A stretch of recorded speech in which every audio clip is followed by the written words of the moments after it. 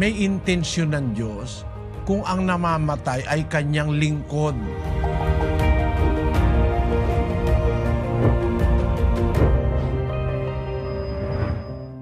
Mas mabuti pa nga kung minsan yung mamatay kesa sa mabuhay. Merong magandang kahulugan ng kamatayan. Hindi lang naiintindihan ng maraming tao na ang kamatayan ay paraan ng Diyos para magligtas.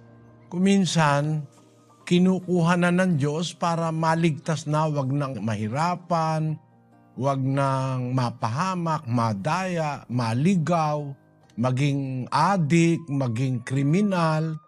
Merong ganong diwa sa Biblia. Hindi lang naintindihan ng tao, ang kanilang palagay, akala nila, ba't naman napakalupit naman na napatay sa ganun.